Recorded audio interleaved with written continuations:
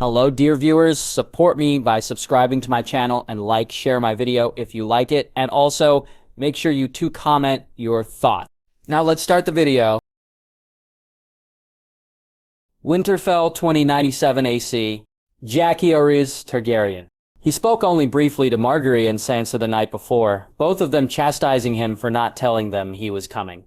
Though it was half-hearted at best, and Margaery just seemed happy that he was there, after leaving her to her room and promising to spend the next day with her. Jae spoke to his uncle and then took to his bed, tired and worn out from the ride and the talk. Waking the next morning, he broke his fast and then asked Margaery what she wished to do for the day, surprised when she told him that she wished to visit Wintertown and the Septon that was there. Winfred and Willa both agreeing that this was a great idea, and while Sansa didn't seem as enthused, she too seemed eager for a day's adventure. "We could just go to the Sept here," he said as they walked from the keep. "There is no longer a Sept here, Jon. Father had it turned into a food store.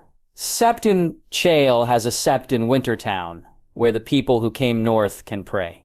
Rhaegar, and Jon was surprised at that, though he felt it for the best.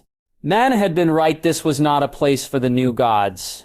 The ride to Wintertown was short, and the sight they made must have been an imposing one. Robb and he, with Sansa, Margaery, Winifred, and Willa, Stark guards, Manderly men, men of the Reach, and Arthur, along with 3 direwolves. As they entered the town, he was stunned by the difference since the last time he'd seen it. It was bustling now, almost 3 times as large, and everywhere you looked there were people.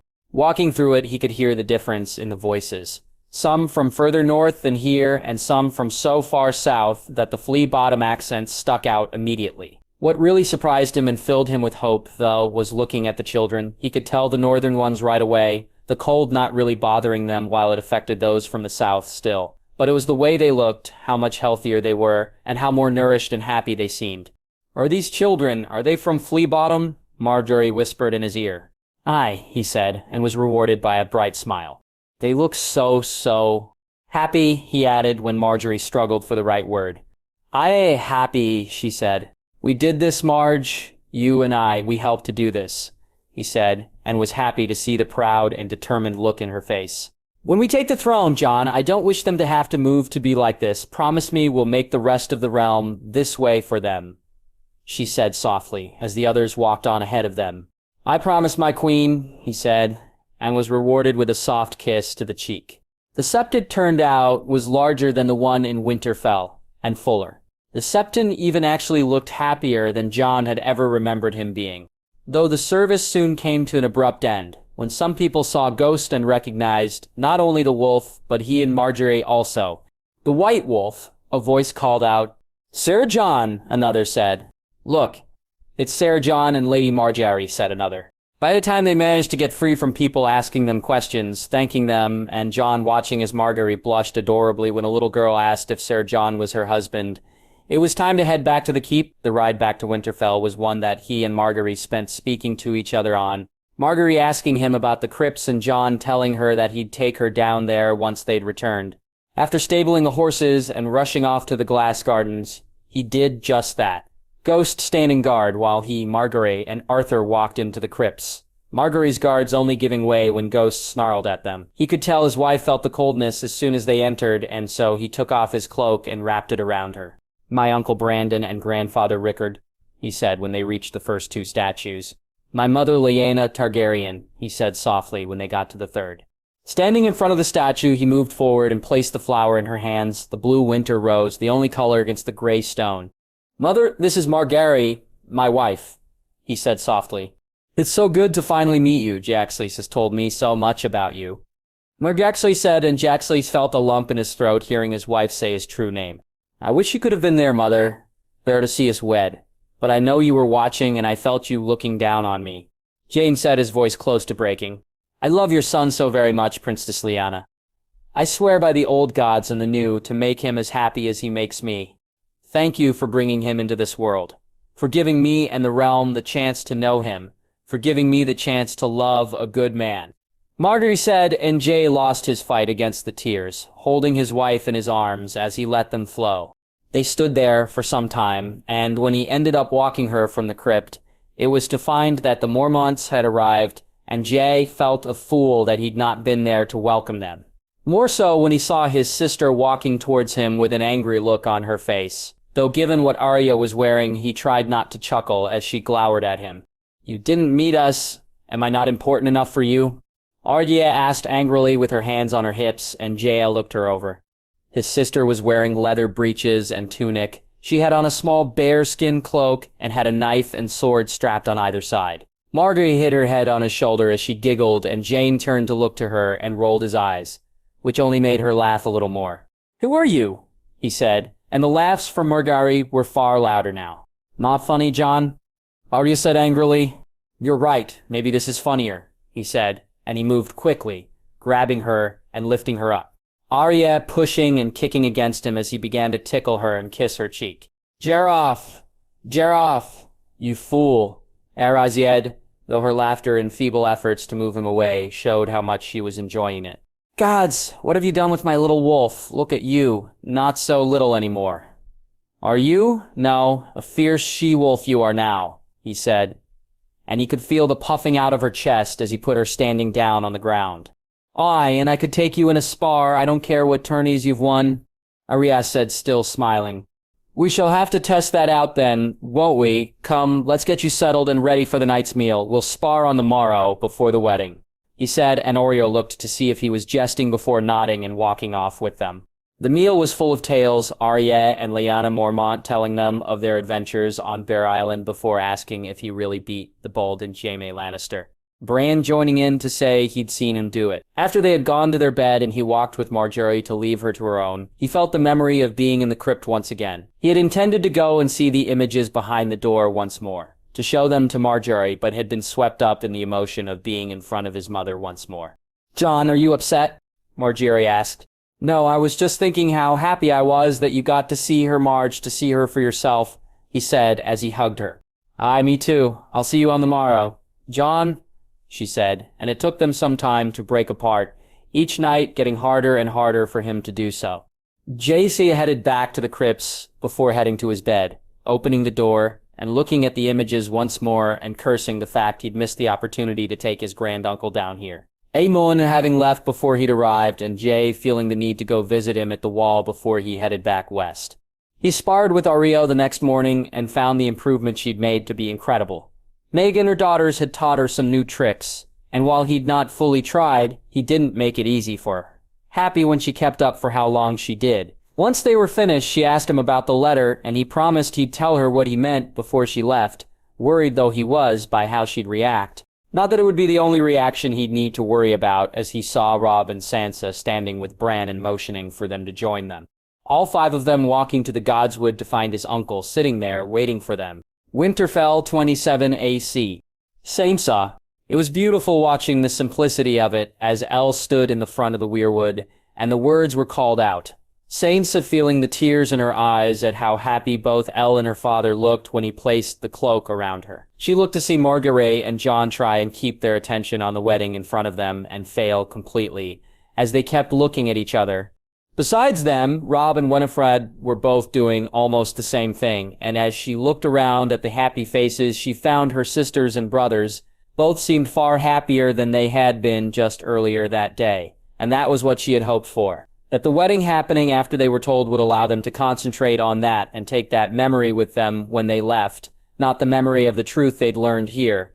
"Father," she said when they arrived, her father looking to her, and Robb while Jon moved to the weirwood and knelt to pray. Robb knows some of this, and Sansa the truth of it, though what I'm about to tell you all, only Jon and I truly know. Her father said, "This is about Mother," Robb asked, looking from her to her father. "It is, Robb. Maybe we should all sit," she said, as they did, and Jon stood back up and leaned against the tree. "You all know how your mother felt about Jon, about what she thought of him, though you may not know how deep her feelings ran. It wasn't just that she disliked him or didn't wish him here. Even after he had left to go west, she still couldn't let her hate of him go," her father said. "Hate?" Arya asked. I thought it just dislike. That what Jon represented meant she'd never love him, but soon it became clear that she felt it more strongly. Each time we heard of Jon, you remember how she acted, and when he came back here, it became even worse," he said, and Sansa saw Robb look shamefully to the ground. "You all know I was attacked in the Riverlands, don't you?" Jon said. Arya said angrily, her sister only finding out the full extent of that much later on. I found out who the people responsible for that attack were, with Lord Jaime's and Lady Olenna's help. Jon said before pausing. They were sellswords hired from Essos. Hired by Admir Tali, Jon said. Our uncle, why? Bran asked. You know why, stupid? Because Jon beat him in King's Landing, wasn't it, Jon? Arya asked. I'd hope so, Jon said and looked away. It turns out that it wasn't just Edmure who wished Jon dead. He was acting on the wishes of your mother. Her father said, and Robb stood up and Arya glared at her father. Why, she wouldn't, Bran said, shaking his head. I told you she hated Jon, Bran. It was more than that, she feared him too. Feared he wished to take Winterfell from your brother, her father said. But he'd never, Bran said, and Sansa caught the small smile on Jon's face that quickly went away. No, he wouldn't, but your mother believed that he would. She believed that, and the news of the fostering didn't make it feel any less true. She didn't wish Robb to go to White Harbor or Sansa to Highgarden, and was against you going to Bear Island, Arya. Her father said, looking to her sister. What about me? Bran asked. I wished you to be my squire, Bran, but your mother wouldn't allow it, and wished you to squire for Ser Brynden, a true and noble knight, and one worthy of you. Jon said with a sad smile, and she saw Bran look at him. You would have taken me to squire, even over Prince Tommen? Bran asked, and her father turned to look at Jon, surprised at this news. You're my brother. I'd pick you over any prince, Jon said, and she smiled when she saw the look on Bran's face. When Mother came to visit me in Highgarden, we received the news of Jon's death in the west. At first, she was comforting, but as I slept that night, I saw her through Fang's eyes. She was happy he was dead, joyful even, and then she wished the wolves away just as she did Jon. Sansa said to gasps. The man that was hired we turned to our side, but the plan to kill me was well known to us, as were those behind it. Jon said. Our mother, Robb said softly. Aye, son. While there were other reasons your mother and I parted, I'll not lie and say this didn't play its part, but we felt it time you knew the truth. Her father said softly. What do you plan to do with my mother, Jon? Robb asked almost nervously. She is your mother, Robb. You think I'd see her harmed? You think I'd wish that on my brothers and sisters? Jon asked, his voice firm. No, Robb said. I don't know what's to be done, but I'd not see her hurt, despite it all. Jon said, and Sansa stepped up and walked over to him, grabbing him in an embrace, before turning to her family. What is the saying, Father taught us all? She asked, and Arya stood up to speak. When the snows fall and the white winds blow, the lone wolf dies, but the pack survives, Arya said. Mother has made a move against the pack and shown she's not one of us. Summer is the time for squabbles. In winter, we must protect one another, keep each other warm, share our strengths, and winter is coming. Sansa said as each of them nodded. Standing there as Elle rose with her father's cloak covering her, Sansa felt the urge to howl. The pack had lost a matriarch and gained another, and Elle was more of a wolf than her mother had ever been. She walked arm in arm with Jon and Margaery and felt lighter than she had since she'd arrived here. Entering the great hall, she found herself eager for the feast to come, and she enjoyed the night immensely. The next morning, Arya came to speak to her, and she was surprised by how quiet her sister was, and then she realized why. Jon had told her his own truth, and Arya, as she had before her, was confused by what it meant for them. Inviting her into her room, she sat her down beside her on the bed and let Arya vent her feelings out. Her little sister, feeling betrayed, confused, and worried most of all. Did this mean that Jon wasn't their brother, that he wasn't part of their pack? Do you think of Jon as our brother? She asked. Aye, Arya said without hesitation. I felt the same Arya when he told me, the only reason he told me before you was because we were closer together. Highgarden easier to come to than Bear Island, she said, and though she knew that was partly true, she thought he told her first for other reasons. Also. Really? Arya asked. Really? Had you been in Highgarden and me in Bear Island then, it would be me going to your room today, she said, and Arya began to giggle. You'd hate Bear Island, Arya said, still laughing. And you Highgarden, she said, both of them laughing more now. Jon knew that, didn't he? What we both wished for, Arya said when they stopped. Our brother loves us, Arya. He knows what would make us happy. Do you think he'd like you being sad because you think he thinks less of you? She asked, and her sister shook her head. No. So why don't you go to him before he leaves and let him know you don't think less of him too? she said, and Arya nodded before hugging her and then quickly letting go. "Thank you, sister," Arya said when she walked from the room. Jon came by and thanked her before he too left. Arya having gone and told him that his name didn't matter, he was a wolf too. Though she was sad to see her brother go, she was glad of it in a way also. As much as she enjoyed being back in Winterfell, she wished to be elsewhere. She wanted to walk among the flowers and to listen as Willis spoke, to smell the sweet smells and to dream of a life that could be. King's Landing 2-7, Jon Arryn? Illyrio had arrived back quietly, and Jon had been surprised by that, the man not even coming to the Red Keep, and instead going to his manse. Even sending Petter to speak to him didn't seem to change the man's mind, and Jon began to worry that whatever had happened to his nephew had been much worse than he had hoped. Thankfully, it was only a few days later that he was told the Magister had arrived to speak to him. "Illyrio, it's good to see you, my friend. I hope this means your nephew's injuries weren't as severe as you'd feared," Jon said as Illyrio sat down. "We were most fortunate, and though the injuries were serious, he survives. My nephew is a strong lad, Jon, the last reminder of my dear wife," Illyrio said with a smile as he took his seat. "I had hoped you'd come to see me when you arrived, my friend," Jon asked, eager to ensure there was no other reason for the Magister's hesitancy. "You must forgive me, Jon. I wished to settle a few more of my things in my manse. I intend to spend far longer here this time than usual." "I am pleased to hear it. I'm sure there is much work we can do together to that end.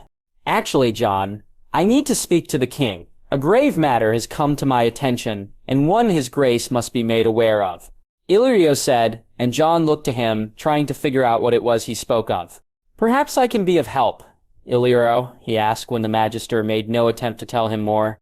"I'm sure you wish to be present, my friend, but I think this is something we must discuss with his grace, rather than between ourselves." Despite his annoyance, he arranged for them to have lunch with the king, and he and Illyrio spoke more about the events of the realm since he had left.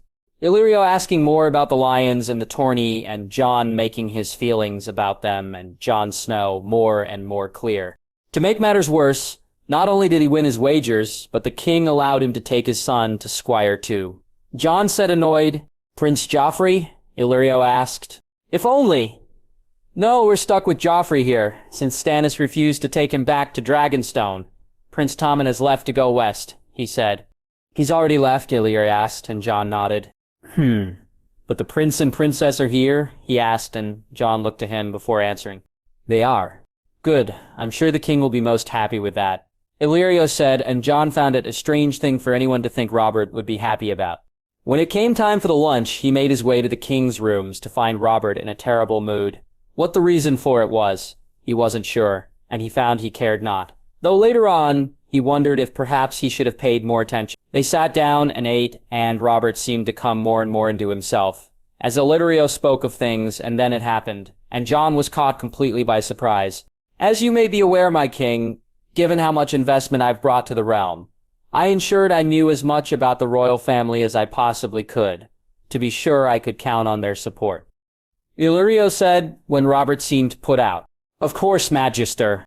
Mostly what I found out was basic things, things which only made me more and more sure that in you the realm had the right king, and that you were a man that not only I could trust but count on, your grace," Illyrio said, and Jon almost rolled his eyes at the flattery. "I thank you for saying that, Illyrio. I've come to think the same of you," Robert said. "Then perhaps you'll forgive me for what I did next, my king, but I felt it needed just to be certain that your reign could never be threatened or harmed. I had my men look into your family, your grace," Illyrio said. "You did what?" Robert shouted. "To ensure your reign, my king, I needed to be certain that the rest of the royal family were completely loyal to their king, that they could be relied on as much as you were," Illyrio said apologetically. I'm sure you found that they could," Robert said as he poured himself another drink. "I wish that was so, your grace, but I'm sorry to say that I bring disturbing news," Illyrio said, and Jon moved closer to the table as Robert did. "Fucking Stannis, I fucking knew that fucking brother of mine wished for more," Robert said. "Stannis is ever loyal, Robert. You know the truth of this," Jon said, looking to Illyrio. "Lord Jon has the right of it. Both your brothers are ever loyal, my king. The same, however, cannot be said for your wife. Illyrio said, and Robert stood up and gripped the table hard as he glared at Illyrio. What the fuck did you just say to me? Robert shouted. Forgive me, my king. I would dare not tell you this if didn't fear for your life and legacy. Illyrio said, and Robert looked from the Magister to him. Jon's expression, one of absolute cluelessness. Explain yourself, Magister, Robert said, sitting down. I've found information that your wife has been and still is being unfaithful, my king. Information that your children are not from your line. Illyrio said, and Robert shouted loudly. I'll fucking kill you for saying such a thing. Jon moved faster than Illyrio's man, or Sir Preston, and put himself in the way of the king, Robert almost brushing him aside until he saw it was him. Out of my way, Jon. No, Robert, sit. Listen, Illyrio has been nothing but a friend to us. Let him speak. If he tells a lie, then I'll take his fucking head myself, he said, glaring at the Magister, who seemed unconcerned.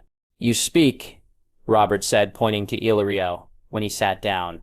Many years ago, you had a different Master of Whisperers, a Lord Varys, I believe. Illyrio said. Aye, he said, when Robert didn't reply. Unbeknownst to me, I too had dealing with the man. It was I who supplied his little birds, though I knew not where, to who and why at the time. You cut their tongues out? Robert asked disgustedly. I did not, and were it not for the man I sent to find out about your family, I'd not have known the truth of them either. But in his investigations, my man came across some of the handlers of these birds, and during our talks, Illyrio said before picking up his wine, certain truths were told and found, one being this, he said, handing them a letter. Jon opened it and saw Varys' writing as clear as day, the eunuch's words perfectly matching other notes he remembered. Another child born to the queen, and another child not from the king's line, 3 in all, and none of them stags. I've checked his other bastards, and blue-eyed and dark-haired are each of them, yet his true-born are all lions. No, the truth is clear. The seed is strong, Jon said, reading out the words. Bastards, what does he mean? Robert asked. Maya, Edric, the girl in the stone scepter, the others Robert, all of them clearly yours, Jon said, and Robert looked at him as if he was speaking in tongues. How many? Robert asked. 5 and 10, and 1 on the way. What was the girl's name, the one in Chayaz? Jon said. The silly girl. She should have gotten rid of it, Robert said, shaking his head. All of them, they all look the same. Aye, black hair and blue eyes, Jon said worriedly. There is one more thing, your grace, Illyrio said, and Jon felt his heart race, wondering what other revelation could come this day. What? Robert asked. I believe your wife is fucking her Kingsguard, and together they plot your death, Illyrio said, and Robert's rage was a thing to behold. King's Landing, 29/7 AC. Robert, there were few times when he truly gave in to the rage inside him. During a melee it came close, and on the battlefield it would go right to the edge. When he stood facing the dragon spawn on the trident, he had reveled in it, allowed it to fuel him when it took the life of the man who stole his love from him. In the room when Illyrio told him that Cersei wished him dead, when he realized that the prince who'd sit the throne after him was not his son, then he had given in almost completely, only to feel himself holding back and just allowing the rage to simmer. Sure, he'd ranted and raved and felt close to storming down and killing her with his bare hands. But despite what the Magister said, it was a letter from a dead man and some words. His heart may have told him it was the truth. Robert, though, needed more, and so later that night, he sat quietly looking at them at the table as they ate. His family, and he felt the rage threaten to erupt once more. Joffrey not being his son was a relief in a way. Gods, he'd tortured himself thinking that had come from his loins. Only earlier that morning had he yet another example of the wrongness of the little fuck. Tommen, though not here, was foremost in his thoughts. The boy was the one bright spot these last few moons, as he sought to emulate the lad who should be his son. Myrcella was sweet and caring, and normally he found himself enjoying her company, and yet tonight he saw only betrayal in her eyes, her mother's eyes. I'm going on a hunt tomorrow, Joffrey, you'll be joining me, he said, and the boy looked to his mother, who dared to gainsay him. Surely, my love, Joffrey is too young for a hunt, Cersei said, smiling at him, and he felt the urge to wipe that smile from her face. Far better he learned to hunt than some of the other shite he gets up to, he said with a chuckle. Robert, please, there are ladies present, Cersei said. Who in their life will hear a lot fucking worse than shite? Joffrey will come with me and will return next week, he said, and saw her glare at him, and he felt the rage begin to bubble again. He made a big show of moving out the next day, the hunt as large as it could be, so they knew he had left. Joffrey riding disinterestedly beside him as they rode from the city. Seer Preston and Ser Mandon were called in to see him, and he told them their orders, both knights looking to him and hesitating. Did I fucking not make myself clear, grab the little shit, and put a fucking hood over his ugly head? We ride for King's Landing and those cloaks come off. No one is to know it's us. Robert said, and the two knights did as they were told. The whining and moaning of Joffrey as they rode proved too much, and he cursed being surrounded by stupid people. How fucking difficult was it to gag someone? As they got closer to the gate, he had enough, and the backhanded slap he gave him soon shut him up. That it may have taken a tooth or two was only a bonus. Luckily it was his men at the gates, and the ride to the Red Keep went without incident. Take that fuck to the Black Cells. You two come with me, he said to Ser Mandon. And Ser Preston, as he made his way to his wife's rooms. Stop her, he said to one of the guards, when he saw the girl run towards the room. He'd have no one alert his bitch of a wife to his return, and seeing the door unguarded, he was well prepared for what he'd find once he walked into his wife's room. He couldn't have timed it better, half expecting them to just be asleep. They instead walked in on them during the act. Cersei moaning as she rode Massey's cock. I'm home, my love, he said, laughing, when she screamed, his hands in her hair, dragging her from the bed. Arrest that fuck, and make sure you don't damage his cock. I'll be taking that from him before the night is done, he said as he pulled Cersei by the hair across the floor. Let me go, let me go. Cersei screamed, and Robert did as she asked, pulling her up by the hair before pushing her hard against the table. You are a cunt, and I'll find out who you've been letting between your cunt legs before this night is done, Robert said as the sounds of fighting came from outside. What the fuck is going on? He shouted. Lannister guards trying to fight their way in. Ser Mandon said, Kill every fucking last one of them you see a man in red. He dies this night. Now my sweet wife, where were we? Robert said as he grabbed Cersei by the hair and threw her against another piece of furniture. It was starting to get light before he felt himself calm down.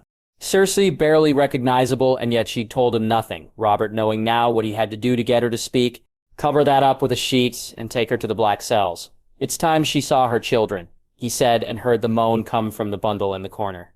Come, my love, I'm sure they'll wish to see their mother one last time, he said as he laughed, picking up the bottle of wine and finishing it off. King's Landing 2097 AC. Seer Richard Horp. Hearing the commotion going on around him, he began to worry, and were it not it being so late at night, he'd have woken the princess by now. Something he was doing, not more than a moment later, hurriedly, and checking the door behind him as he did so. What had happened he knew. Not only the Lannister man had come and told him he needed to get the princess from the Red Keep, and he needed no further instructions after that. Come, princess. Please, we must make haste, he said with his sword out as he looked back at the door. Ursula dressed as quickly as she could, and by the time they reached the corridor, the guards were moving towards them. Ser Preston leading half a dozen beside him, and the two Lannister guards not even bothering to hear what they said, instead just attacking his brother and his men. Sir Richard hesitated for a moment before he saw Captain Villar and Sir Ace come from the opposite direction. Richard, we must leave now, Sir Aesri said, and Richard looked back one time at Sir Preston before he did as Aesri suggested. They moved quickly through the hall, and then Villar turned and nodded before heading back in the other direction. Varys motioning for him to follow him, and Richard, despite his confusion, doing exactly as he was asked. As soon as he felt he could go no further before he knew what was going on and that it was safe enough to ask Sir Ace, he stopped and did so. Aerys, I don't know what's going on, Richard. The king has placed Joffrey in the Black Cells and attacked his wife. Men were sent to take the princess, and there are running battles all over the keep. Lannister guards fighting Baratheons and Arryns. Aerys said, A coup? He asked. No, the Lannisters are not at fault here, Richard, Aerys said before he moved to whisper in his ear. I think for some reason the king wants the princess dead. We must go, Aerys said, and he nodded as he began to move again. Sir Richard, please. What's going on? Morcella asked when they turned another corridor, and she saw one of her servants dead on the floor. I don't know for certain, princess. Only we must go and go now, he said, and she nodded, wiping the tears from her eyes. They almost made it without incident. The horses were already saddled, and the three Lannister men ready and waiting for them, though his brothers both arrived, and Richard looked on as the Lannisters were cut down in front of them. Hand over the lion, bitch, Horp, by order of your king. Sir Mandon said, and Richard looked to Yerys, who shook his head, and to Marcella, who grabbed his hand and moved behind him. Move aside, Sir Mandon. Move aside and let calmer heads prevail this night, he said, but the knight didn't listen, and his men came forward. Go, Richard, take her and go, Sir Orys said as he moved away from him. No, Eris, we go together, he said. Move, Richard, take her now, and see her safe. I'll buy you what I can. Atri said, raising his sword, and he nodded to his brother before they moved away from each. For the princess, Atri shouted as he began to swing against the men in front of him. Richard didn't wait any longer. The horses were out of reach, and so he moved back towards the Red Keep, only for Marcella to grab his hand and drag him the other way. Soon he found himself in tunnels, and then saw daylight up ahead. The beach a welcome sight, though as he looked around there were no boats or ships in sight, and he knew then they would have to head back into the city itself. Princess, I need you to wear your hood up, he said, and she nodded and did what he said as he tore off his cloak and dirtied his armor with the sand. They moved through the streets, and he found each way they went to be covered with gold cloaks. The city gates were barred, and he was at a loss for what to do. Finally spotting the tavern, he hoped a room and some food would at least give him time to plan an escape. A room and 2 bowls of stew, he said, throwing the coin on the table. We're full, the man said, moving the coin back to him. They can have mine, a girl said, and Richard looked at her, and only that Marcella seemed out on her feet. He'd have walked away, but the princess needed to rest, and so he knew he could not. They were sitting in the room and had just finished the meal when the knock came to the door. Richard telling the princess to hide and taking out his dagger and sword. He opened the door and found a man standing there, one he'd seen around once or twice, and he tried to remember where he'd seen him. I'm a friend of the Bolds, and I'm here to help, Sergeant Lonmouth said, and Richard looked at him with doubt. I can help you get to Casterly Rock. Sergeant Richard, I swear it on the old gods and the new. It was hours later when they sailed from the city, the ship going in the wrong direction, and yet he was just glad they had managed to leave. Marcella lay in the bed asleep, her short hair and boy's clothes making her look anything but the princess she was, and Richard sat facing the door, sword on his lap, ready just in case they were being played false. King's Landing, 297 AC. Cersei. She could barely see out of her eyes, such was the bruising, and yet she felt no pain, not physical at least. Her heart, though, was broken, and even the knowledge they'd not found Marcella and that Tommen was far away couldn't lessen the pain she felt there. Today, perhaps, was to be the day, and she found she cared not. She died in this cell days ago when she'd watched what he had done. All her life she knew she'd married a brute, a monster. But even the beating he'd given her hadn't brought it home as much as what he'd made her watch, what he'd made her see. Each time she closed her eyes, she could still see the look on his face, and the screams were never ending. Here, your son, not mine. Look at him. Look at your golden lion, Robert said, and she squinted as she made out the shape tied to the wall. Yoth, she said, the words coming out mangled as her swollen lips could barely manage to make them at all. Mother, please, tell them to stop. Tell them to stop. She heard Joffrey cry, and she tried to focus, tried to see. Robesy, she cried when she saw the flaming poker and heard the flesh burn. What? Tell me, Cersei, tell me the truth. Who is the father? Whose children are these? Robert said as he placed the poker against Joffrey's chest once more. The screams were loud, and then there was nothing but laughter followed by more screams. How long it went on for, she couldn't tell. When it stopped, it could have been hours or just minutes, and then the laughs and the voice started again. Tell me, or I'll fucking see her. Suffers every single minute for the remainder of his pitiful life. Rosier lud yakst, ta see, she shouted. Though the sound barely was heard, Jane, Amy, hepus, she shouted, and yet not a sound came out. She felt the water as it was thrown over her, and then felt herself focus a little more clearly, and then the beating began. Though this time the blows were not aimed at her, and yet she felt each and every one all the same. Tell me, Robert said as he hit her son. Mother, please. Tell me. Mother, make it stop. Please make it stop. Her boy cried, and she tried to move to him and found she could not. Tell me. When the silence came, she welcomed it, until she heard the laughter and the voice once more. My son. My fucking son. No son of mine would die from a fucking beating. Weak, pitiful lion cub, she heard Robert say, and Cersei heard the sound of him as he spit, though whether it was her or Joffrey he spat at she couldn't tell. The woman dressed her in something, and whether it was her finest dress or rags, she couldn't tell. The light hurt her eyes, and yet she welcomed it after the darkness of her cell and her nightmares. She was bundled into the cart, and she knew that at any other time she'd have felt the pain as she hit the hard wood, and yet, here too, she felt nothing, just as she had not since leaving her in Joffrey's cell. Physically, they couldn't hurt her anymore, and mentally, she wondered if she was already broken. Her spirit was gone, and she only wished to live to see Robert fall. Something she was sure would happen, though. She had no expectation. She'd come to see it pass. Given where they were going today, she knew that the likelihood was that she'd not see the morrow. Though Robert did enjoy these games, and she'd been brought to see Daenerys, Captain Vylor and many others lose their heads, each day expecting it to be her last. Yesterday had been Sir Justin's turn, and she thought he welcomed death, given what Robert had done to him before he took his head. He probably had. That he'd unmanned him was one thing. That he'd set dogs upon him another, and the man was near death when they finally ended his suffering. When she looked out at the crowd, she knew today was the day, and so she walked proudly to the block when she was called.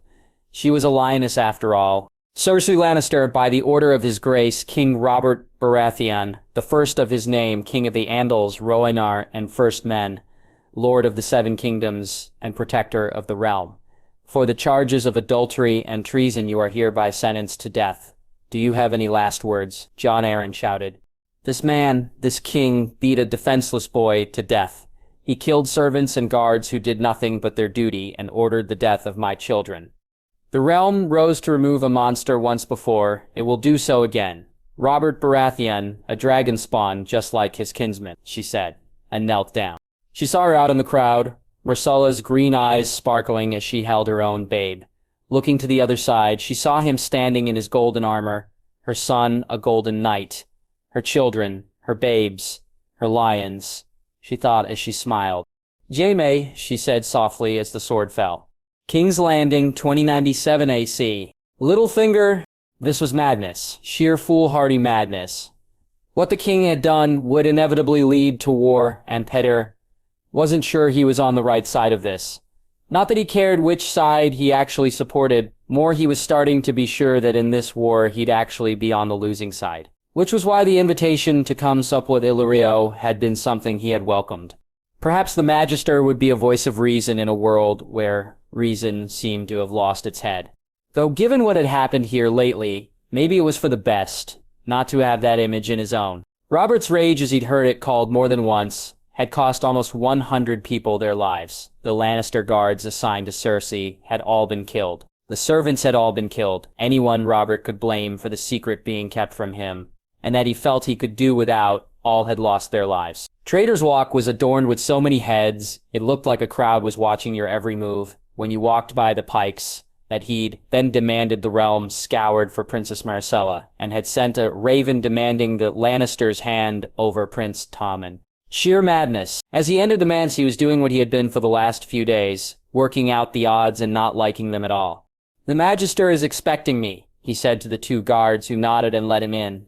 The Lannisters would, if they had not already, call their banners. Had Robert gone about this smarter and less bloodthirsty, then that would have been their entire worry. But Ned Stark had almost fallen out with Robert once over the bodies of babes. He'd not fight for him this time, though at least he'd just stay out of the war. As for Olenna, well, they had truly nothing to offer her now. Unless, no, she'd not go for that, though Robert may enjoy the idea of plucking a golden rose's untouched flower. So the Reach could join with the Lannisters, especially if they sought to crown Tommen.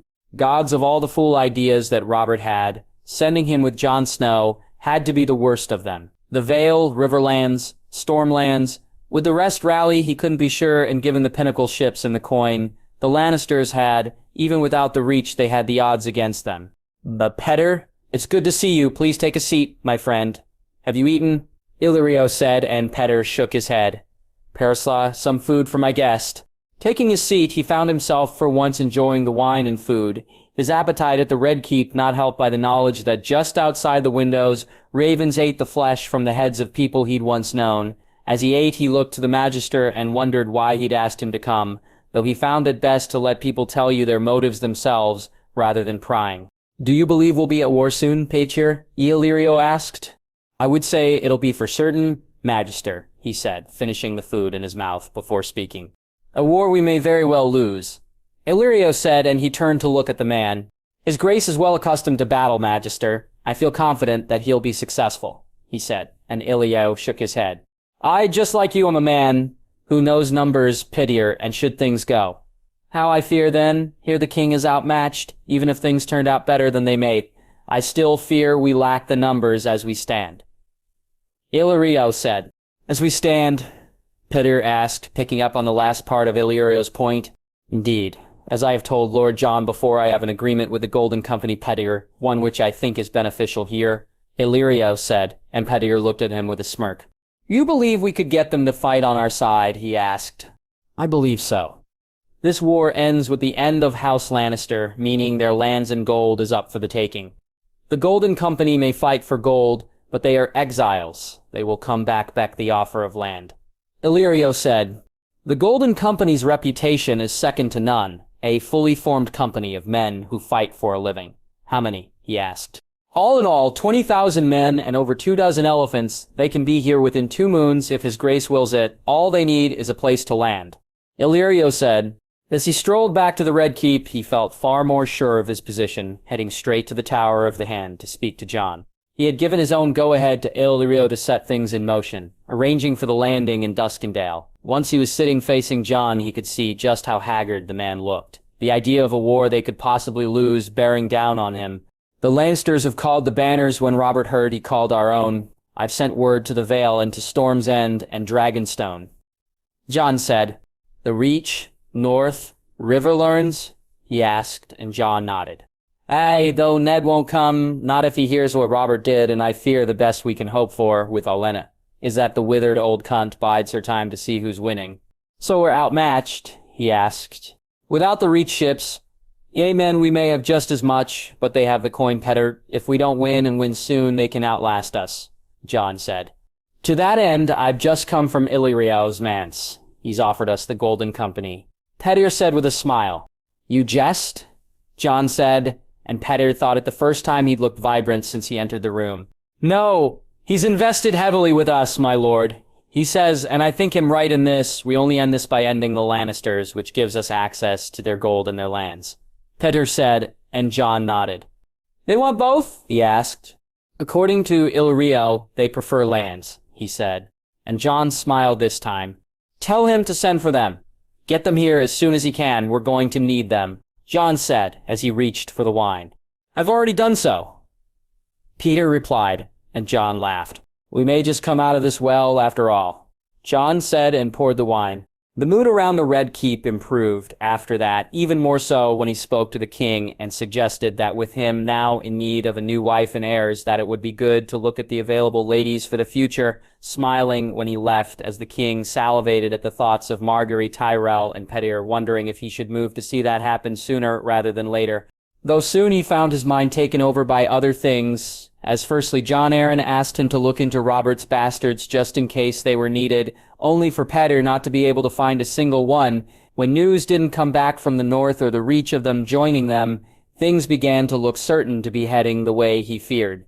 Though Illyrio told him that word was sent and the Golden Company was on its way, something that cheered him up a little. Still, as he walked back to his brothel after a long day, something forced him to look up, and he saw the raven as it flew in the direction of the Red Keep. Turning to walk away, he felt a shiver down his spine, the old adage coming to mind for some reason, dark wings, dark words.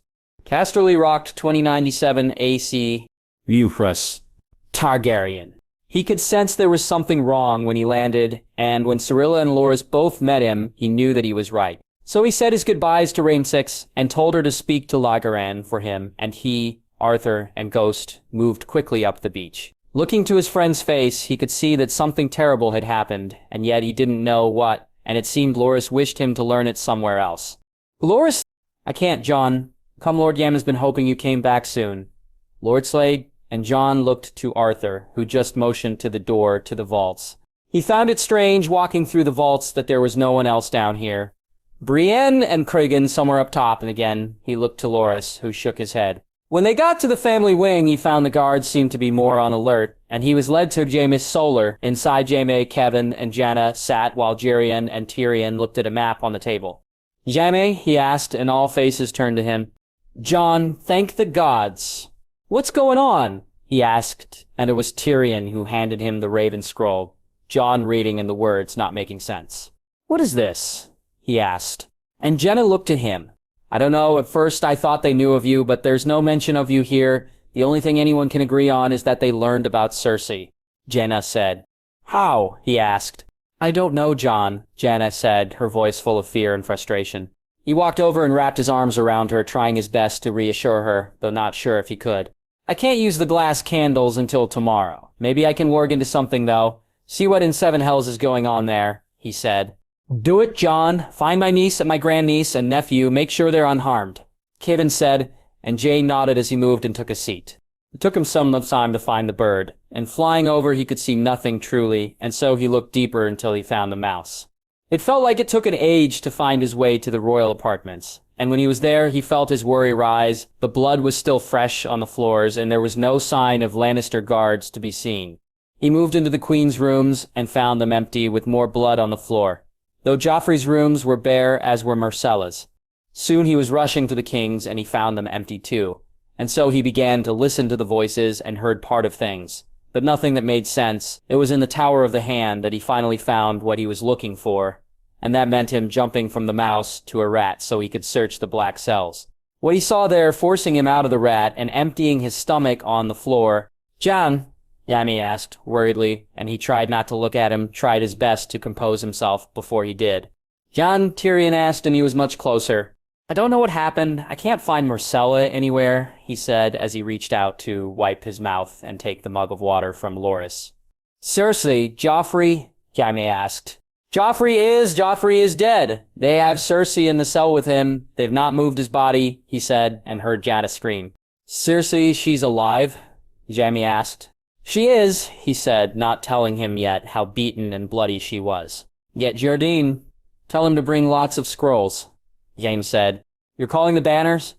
Arthur asked. We have no choice, Arthur. The war is here, Jack said, and Arthur nodded.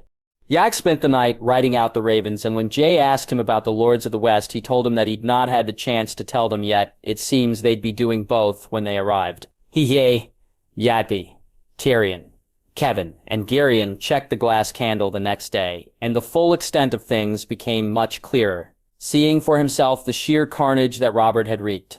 All of them? Why? Kevin asked, the disbelief clear in his voice. He's a monster, Uncle, and this is why he needs to be put down, Tyrion said, Jaime staying quiet.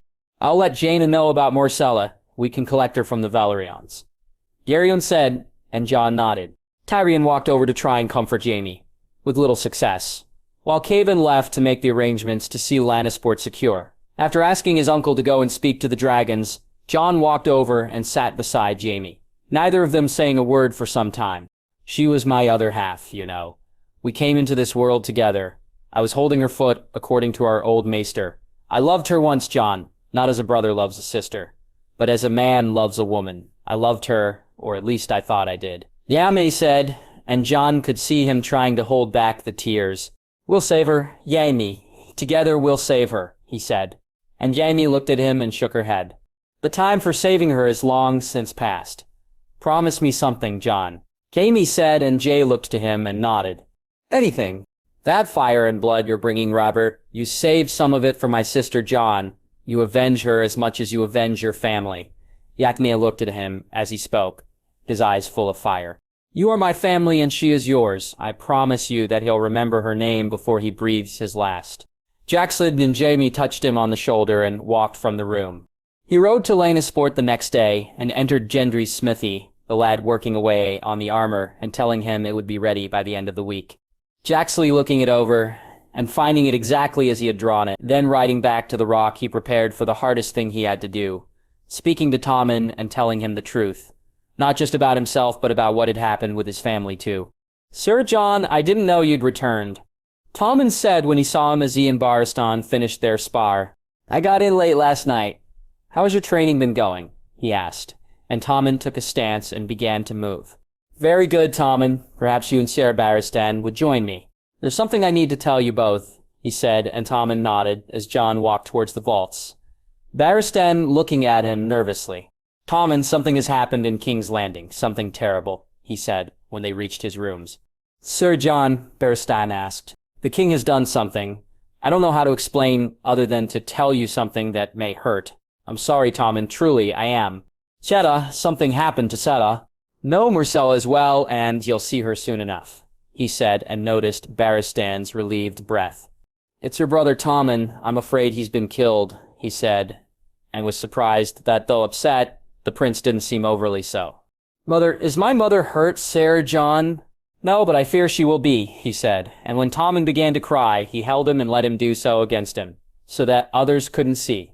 He felt he couldn't tell him any more that night, and so Jaina took him to his bed. Jon explaining to her how much he'd told him and Jaina telling him that she'd explain the rest to Tommen on the morrow. They left him alone with Sir Barristan, and he told the knight that Myrcella and Sir Richard had left and were by now in Driftmark, that one of the pinnacle ships would collect them and bring them here. Sir is here, Barristan asked. A prisoner, sir, he said. The war is upon us then. It is. Are you ready for it, Sir Barristan? For I have need of a bold man by my side, he asked as he looked to the knight. It will be my honor to fight beside you, my king. Sir Barristan said, and Jay nodded. Then come. There's someone else I need by my side, he said, and Barristan followed him as he called for Walder, Jors, and Arthur to join them on the beach. He stood there looking out on the moonlight sky and watching as the dragons flew, both of them eager and ready for what was to come, and Jay finding, despite it all, he was too. When Loras arrived, he smiled at his friend and then turned to Barristan and nodded. Sir Loras Tyrell, I would ask you to don the white cloak and join my seven, to be a member of a group of men who stand for honor and dignity, to shield my back and be my sword, to protect those I care for, and to do so from this day to your last. What say you? Sir Loras, will you swear the oaths with these fine men? Will you be Kingsguard to a king? He asked. I will, your grace. From this day to my last, my sword is yours, my fealty is yours, and my life in service of yours. Lorsier taking a knee. I vow that you shall always have a place by my hearth and meat at my table, and pledge to ask no service of you that might bring you into dishonor. I swear it by the old gods and the new. Arise, Sir Loras Tyrell. Arise as one of the seven. Jane said, smiling, when Loras stood up. He embraced him when he did, and then let him spend time with his new brothers. Jack lay walking to the cave to spend time with his sister and son. Speaking to Richard a few days later, he found out about Cersei and what she had said when she died, and then they began to make their preparations in full. The armor was collected, and Dark Sister shown and ready to be wielded finally. He spoke to Tommen and was stunned that Jaincy had told him the full truth. The boy asking if this meant he couldn't be his squire, and Jaincy asking him if he was not upset he was no longer a prince. So I never liked being a prince. I like being a squire, though, Tommen said, and Jay ruffled his hair. Then you are my squire still, Sir Tommen, he said, and Tommen looked at him confused. I'm not a seer, though, Tommen said. Not yet, but then neither was I, and you still thought of me as such. So if I think the same, then is it not true that you will be a knight, too? He asked, and Tommen looked to Barristan, who nodded. You think I can be a knight? Tommen asked. I think you'll make the finest knight out of all of us, Tommen, he said, happy with the smile he got. When the lords arrived, he readied for what he had to do, making his way to Jardin's and handing him the Raven scrolls. You want these all sent, your grace? Jardine asked. All of them, these two first, he said, pointing to the one for Robert and John Aaron. I'll do so immediately, your grace. Jardin said, and Jay nodded as he turned to walk to the Great Hall. He stood in the Great Hall and told the Lord of the West his truth, and then walked to the Godswood, looking at Tyrion dressed as a dragon should dress, his Kingsguard in their gleaming white cloaks and shiny armor, and to his hand and the father he chose. He smiled at Jaime as he looked down to the crown before he turned to enter to pray, and to see those heads on the spikes once more as he had each night since it had happened. The monster sat the throne, and it was up to him to see him brought to heel, to justice, to see him pay for crimes of today and years before Jon Snow couldn't do it. Nor Sir Jon, not the prince that was promised, or the White Wolf, nor the Song of Ice and Fire, no to kill a monster. It took a king, and as he stepped into the Godswood, he knew what he'd truly done this day. He heard the words in his head, and thought them at first a whisper, then he began to make them out, and thought them his granduncles. Though listening closely, he knew it was more than one voice speaking. It was his father and his mother, it was Yaya and Aegon, it was all of them, and they all spoke the same thing. "Kill the boy, Jaxius! Kill the boy and let the king be born." Old Town 287 AC. Margaery. She had enjoyed the north and that Jon had made it there even more so, standing with him in the crypts and speaking to his mother, seeing the winter roses, one of which she had pressed into a handkerchief. Each day she'd been there had been one she'd remember for the rest of her life, and while she was sad to see Jon go and also to leave herself, she looked forward to going home. That they had headed to Bear Island and would be taking the ship from there rather than White Harbor had made their journey a little different. Sansa having to say goodbye to her brother earlier than she'd expected, and Margaery telling both Wylla and Winifred how much she'd missed them. The travel, too, was different. The Mormonts moved faster and were a little rougher around the edges than the Manderleys. For Margaery, though, it also gave her the opportunity to meet her aunt again, and they stayed on Bear Island for a few days. Geralt was running around now, and Margaery found herself almost shocked he'd grown so much since she'd seen him last. Her aunt was glad to see her too, and when the ship arrived to take them to Old Town, Margaery almost didn't wish to travel. "We could ask them to stop, in Lannisport. Surprise, Jon," Sansa said as they stood on the deck one night. "I think we've surprised each other enough. I'd like to, though, but it's perhaps for the best if we head home," she said, and Sansa nodded. Her friend wished to see Highgarden again, as much as she did. They didn't spend long in Old Town, and yet she was called to speak to her grandfather and uncles. Baelor, Garth, Gunthor, and Hymfrey all waiting for her when she arrived at her grandfather's solar. She felt nervous for some reason, and then she realized that something had happened. Her uncle Baelor had traveled with her grandmother, and she wondered if they knew, something she found out for certain. A moment later, "It's good to see you well, granddaughter, and I'd wish to be speaking to you on less important things. But Baelor brings news from your grandmother, which I must speak on," her grandfather said, looking inquisitively at her. "Of course, grandfather," she said with a smile. "Sir Jon Snow, Margaery, he's not who we've all thought he was, and by all accounts is someone we hope he is. Can you confirm for me his name?" her grandfather asked, and Margaery took a breath. Briefly, for a moment, she considered not saying it, but she knew she must. "Jaxius Targaryen, grandfather. He's the true-born son of Rhaegar, Lyanna Targaryen, and the man I am to marry," she said with a smile. "You are?" Baelor asked happily. "Jon and I love one another, uncle. I loved him before I knew who he truly was. And while the agreement was done, we were unaware of it, we wish to wed, and we will be," she said, and saw her grandfather smile. "I am most pleased to hear it, granddaughter. Most pleased. More so now that I can see your own happiness with the arrangement," her grandfather said. "I am happy, grandfather. Jon is a good man, and he'll make a great king," she said proudly. "And you'll make a great queen niece. Congratulations," her uncle Gunthor said, and one by one they spoke to her. It was as she was going to her bed that her grandfather stopped by her room, her aunt walking beside her, and Melora looked every inch the name she'd sometimes heard people use for her. The Mad Maid, they called her, and looking at her straggly hair and her tattered clothing, Margaery felt she fit that description. Yet when she spoke there was no madness there, and her words made her think of something. Had Jon said about things he'd seen? "I've seen you wear a crown, niece, seen you ride beside your husband on a dragon. Have I dreamed these things? Do the dragons fly once more?" Melora asked, her voice filled with a little doubt. "You have not, Aunt. Jon has brought dragons back. I've seen and touched one myself," she said. And Melora seemed to relax, but not as much as her grandfather did. "For too long, I felt the voices in my head to be the signs of losing my mind. I thank you, niece," Melora said as she moved to walk away. "Aunt, grandfather, can you come in for a moment? I need to speak to you both," she said, and her grandfather did as she asked, Melora seeming happy to walk with him. Once inside, they sat down, and Margaery walked to where she kept the glass candle.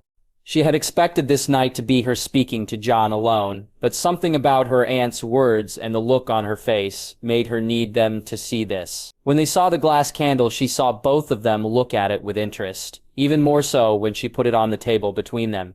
"Don't be alarmed by what you hear," she said, and they sat there waiting until Jon's voice spoke. "Margaery," he said softly. "Jon, I'm here, I'm not alone. Jon, my grandfather, and aunt are here with me." "Jon, I need you to do something for me," she said, and her grandfather looked from her to her aunt, and then both of them looked to the glass candle. "Anything, just name it," Jon said, and she saw her grandfather smile. "Jon, my aunt hears voices, she sees things, and they upset her. She isn't sure where they come from and what they mean," she said. And when her grandfather went to say something, she shook her head and smiled, mouthing, "Trust me," to him. "She's a green seer?" Jon said, and both her grandfather and aunt looked to each other. "Jon, you know this?" her aunt asked, and she smiled when she heard Jon say her aunt's name. "Lady Melora, I too am a green seer, and I know the way it makes you feel. The thoughts you know, not whether they are yours, someone else's, or if they are real," Jon said. "You can help Jon?" her grandfather asked. "There are some books you may be able to get from the Citadel, my lord. Some I have myself in my possession. If they don't help fully, then when I can, I'll come to speak to you both," Jon said as he gave them the names of the books. Her grandfather and aunt left, and after speaking to Jon for some time, she said her goodbyes to him, and then walked to her aunt's rooms at the top of the tower. Inside the room, she found her aunt laying in her bed and her grandfather sitting down, looking at her in what seemed to be a far better mood. "That was the king?" her grandfather asked. "Aye, I've known him as Jon for so long that I cannot wrap my head around his other name. I know I'll have to," she said with a smile. "Thank him for me if you see him before I do. For Melora too," her grandfather said, and Marjorie looked to her aunt, seeing her sleeping and looking peaceful. "It's rare she lays down herself too afraid of what the night would bring, so to see it fills my heart with joy. Granddaughter." They were breaking their fast the next morning when the ravens arrived, and Marjorie could barely believe them. Cersei dead, Joffrey dead, Tommen and Myrcella named traitors. Once again she was asked to join her grandfather, and once again found her uncles waiting with him when she got there. "Tommen is squire to the king, is he not?" she heard her grandfather ask her uncle, as she took a seat. "He is father," Baelor said. "Marguerite, the king, will he give up Tommen?" her grandfather asked, and she shook her head. "No, never," she said, and saw her grandfather nod to her uncle. "I'll be coming with you to Highgarden, Marguerite, as will your uncle Gunfor. We will not be coming alone. Your grandmother told us the king wished to wait 6 moons for a war. Well, the war is upon us, and the banners will soon be called. This morning father sent out word to call ours, and together we ride," her uncle Baelor said, and Marguerite looked to them nervously, knowing that what they said was true.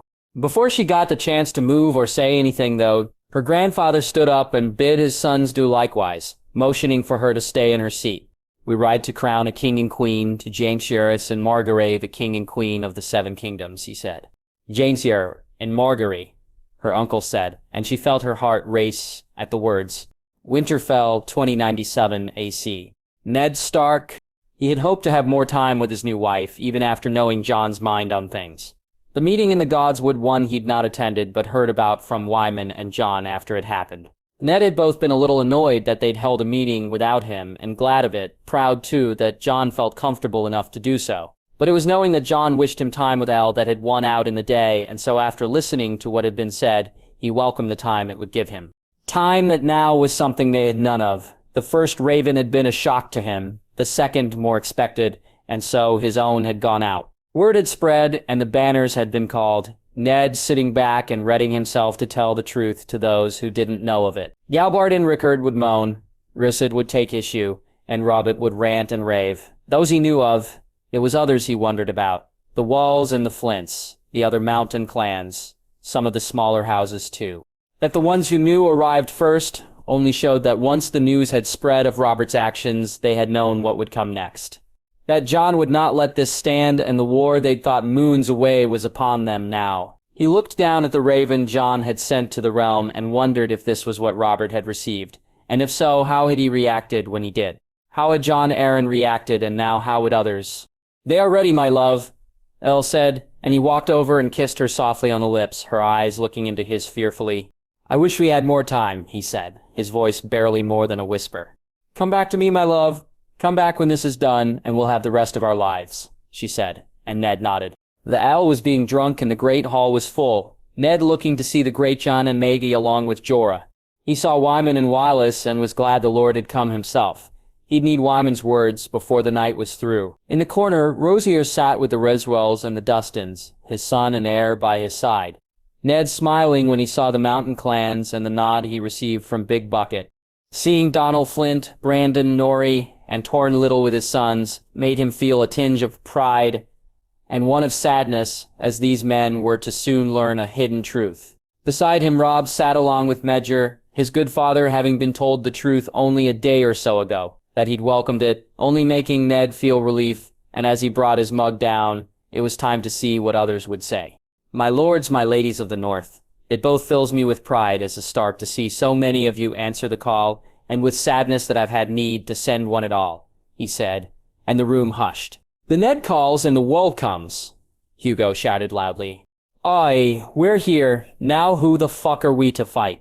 A voice shouted out, and Ned smirked despite what he was about to say. Some of you may have received the ravens, heard what has taken place in King's Landing. For those who have not, I'll speak it plain. The king has executed his wife for adultery. He murdered her son with his bare hands, he said, and he saw people look to him when he had said the word murder. Ned, a voice called out, and he shook his head and continued. He's ordered that Morsella and Tommen are to lose their heads, and has put to sword every man and woman who were part of the Queen's Guard and household.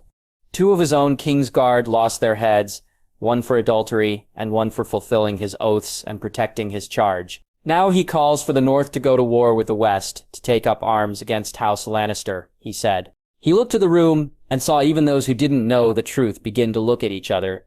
And yet it was Rosier he found himself concentrating on, the Leech Lord, sitting quietly. My lords, even were it not for all House Lannister and the West has done for the North, I'd not be able to answer this call.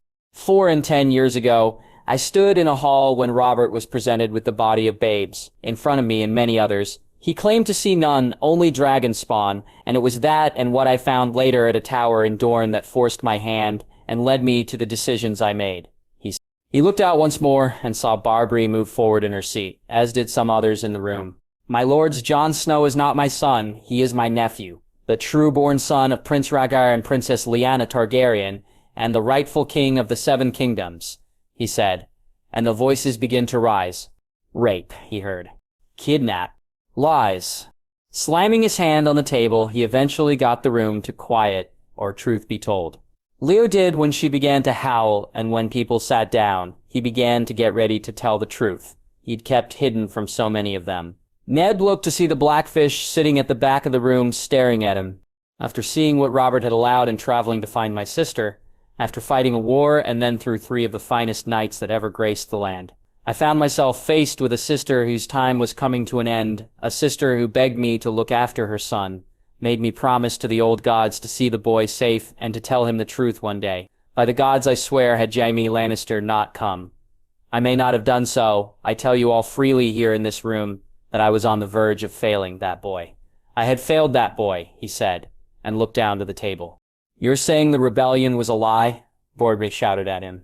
No, I'm saying there was more to it, much more, things I didn't know then, and things that were it not for my nephew, none of us would know now. Rosier never kidnapped my sister. They married under the old gods, and the new, married, and in a letter to Robert told him of that marriage. Did he share this letter with any of you? With me? Or did he allow us to believe the lie? All for what? To get my sister back, or to put himself on a throne he didn't deserve? Ned said. Yet you kept this from us, Rickard Korstark said loudly. I kept it from you. My first obligation was to my sister's son, and then to my king.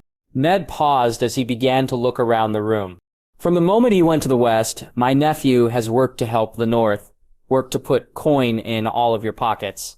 The Reach, the West, houses that were loyal to both his families, he's worked to see we've all had it better than we ever had under any king before him. All of you passed through Wintertown. You think that was my idea? That the people who came north in search of a better life did so because of me? No, my Netik did that. My king did that. Ned said, his voice showing his pride at the end. You're asking us to rise against your foster brother, your foster father, for a damned dragon. Galbart said, though there was less anger in his voice. Ned readied himself to answer, but Howland stood up and began to speak. For Lyanna's boy, for a son of the North, who even though he left never forgot the North in all his time away, what has Robert Baratheon ever done for you, Rickard, or for you, Rosie? That work you've done to your keep, Galbart, That work you're so proud of. Where did the coin come for that? Howland asked. I fought against the dragons because the Ned said so. Because of what they'd done to the Rickard, the Brandon. You tell me now, the Ned, am I to fight with you today? Torrin Little said, and Ned saw the other mountain clan leaders look to him. Why should we fight for any of them? If the stag kept this from us, then fuck him, but you've kept it from us too. Ned, your nephew has dragon blood, and we all saw the last time a dragon sat the throne. I may believe you about Lyanna and Rhaegar, but that doesn't change the fact that a dragon killed our liege and his heir. That's why I rose. Why should I rise again? Rudrick Ryswell said, and Ned could see some lords nodding along. Ned watched as Lord Gyros stood up. The bearskin cloak wrapped around his shoulders as he looked to the high table and nodded to him. This time, we rise not just for a dragon, but for a wolf also. Ura Mormont said, looking around the room. Aye, we can curse a lad for one side of his blood, but do we forget the other? Was it not that lad who brought direwolves back to the north?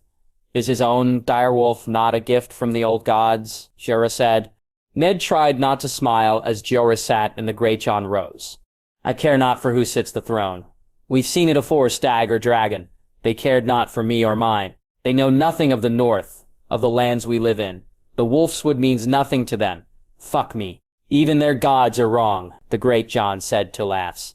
But a king with Stark blood in his veins, a king who cares enough to give away his own damn coin so children don't go hungry, a king who kneels and prays to the old gods, and walks around with a wolf so fucking quiet. I damn near shit myself every time it's around, the Great Jon said to even louder laughs. That's something I've never had in my life, something none of us has ever had. A king from the north. The Great Jon had no sooner sat down than Wyman stood, the Lord of White Harbor, one Ned was happy to hear from. I've never met a lad like him. None of us have, you all know it.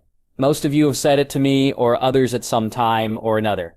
Be it the wolf by his side, as the Great Jon says, or the work he's done that's benefited us all, as Ned brought up. Is there a man or woman in this room who doesn't think Jon Snow is a lad they'd like to call their own son? Wyman said, and as Ned looked around the room he could see some smiles. War is upon us, my lords. Should Robert win and the North not fight on his side, then you think he'll let us sit in peace? Should Jon Snow win, and mark my words, my lords, he will win. Do you think he'll forget that we didn't rise? Wyman said. Ned looked around and saw the hushed whispers, the lords speaking to their heirs and their lealest men. That boy is of the North, my lords, and the North remembers, Wyman said. He heard some of the whispers after Wyman spoke, lords mouthing the words, though Meg stood up before anyone else could. I loved the Lady Lyanna. She was my friend, and I like all mourned her loss. I blamed the dragons, and Rhaegar, though I knew that she never cared for Robert, and I, like most of the men in this room, saw as we marched to find her and avenge Rickard and Brandon. We saw, each night we saw it, that man loved no one but himself. Maegaz said, and the looks on the lords' faces was one he'd remember for some time. Aye, but we marched for a lie, Maegaz. Rosier said softly. A lie none of us knew at the time, Rosier, May said, and Rose nodded. My family has benefited greatly by knowing Lyanna's boy. My daughter makes me kin with the Lannisters, and so my choice is clear. Bear Island rises, my lords. We rise and we march with Lyanna's boy, the king from the north. He looked out as the Great Jon stood up, as Wyman did, Barbray Dustin rising next.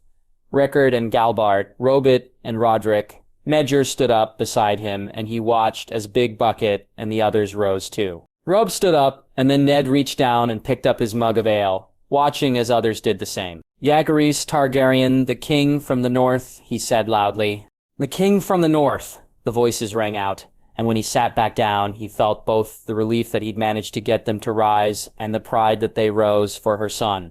Reborn 2097 AC. Cat. When Edmure had read The Raven from King's Landing, he had been in as much shock as she had. Finding out that the queen had cuckolded her husband was something they'd never have expected.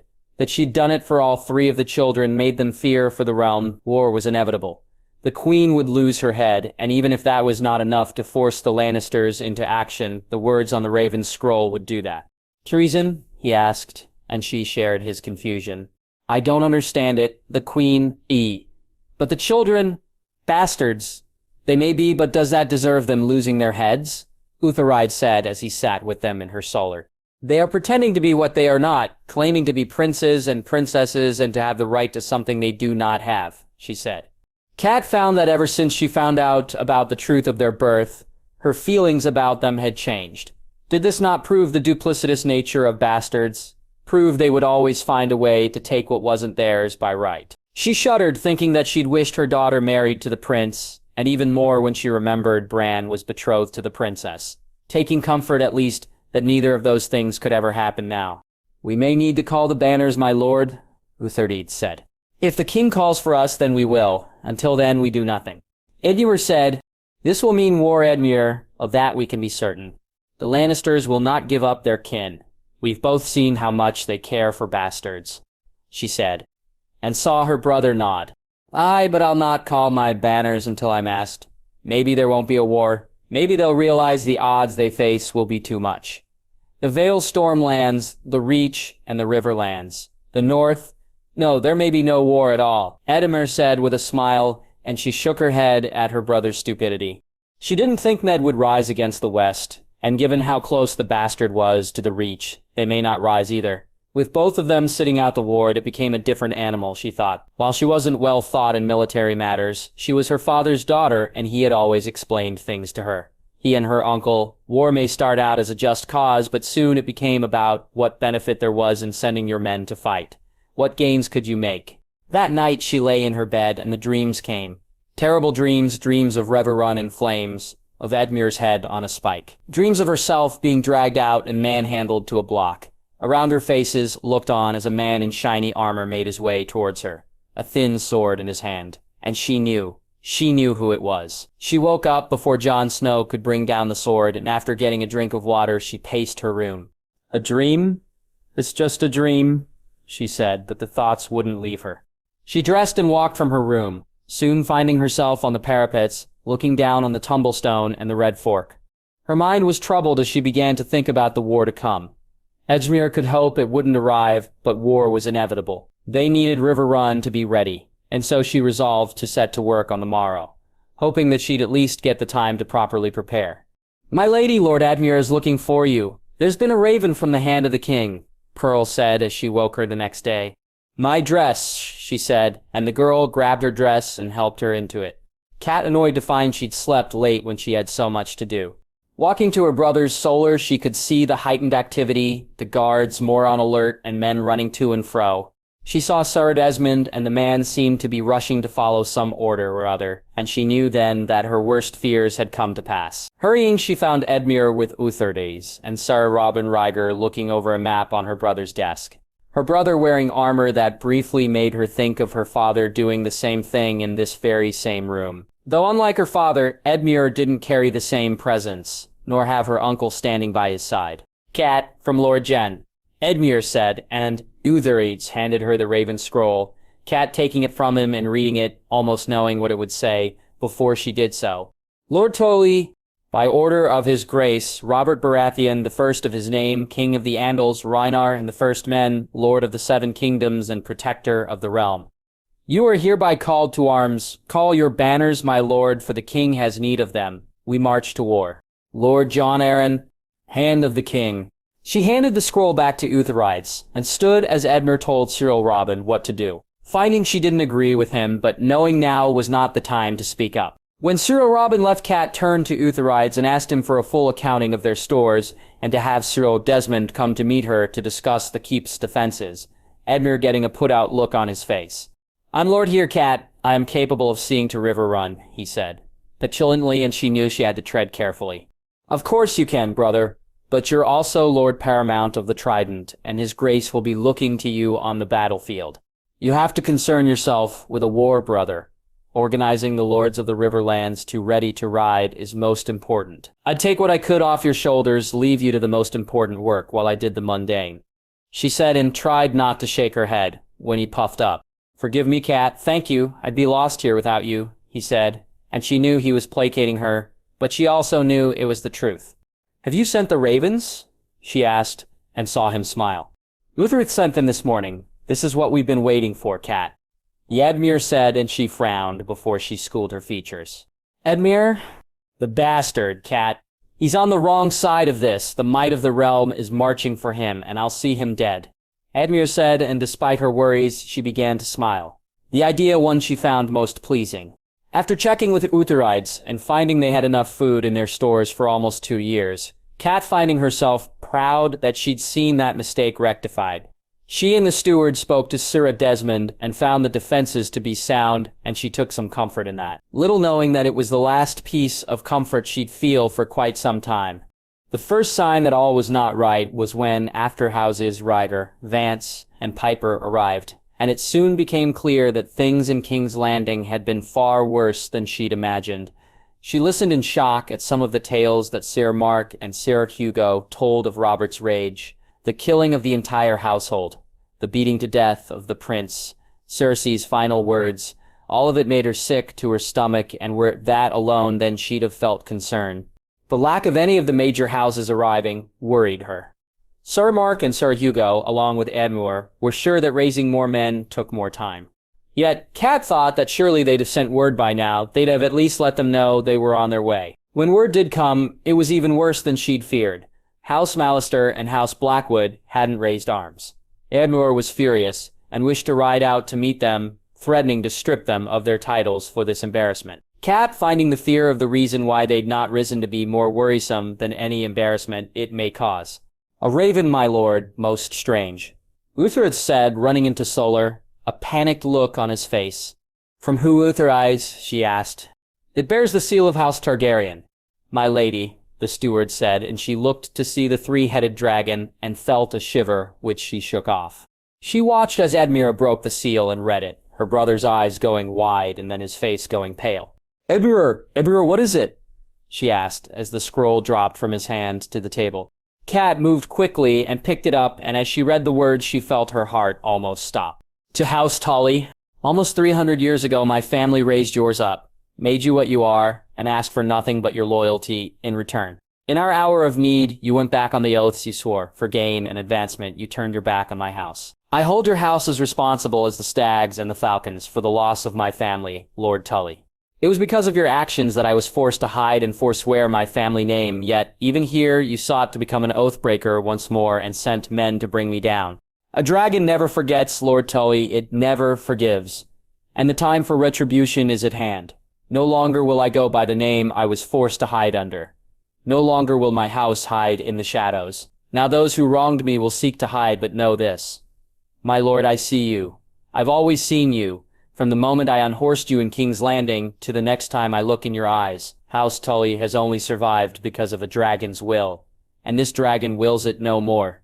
Jon Snow is dead, Lord Tully, and he was the one person who kept you alive. My name is Jaime Targaryen, and when I'm finished, all debts will be paid. House Tully will pay theirs in fire and blood. Jaime Targaryen, the true king. She woke up convinced it had been a dream.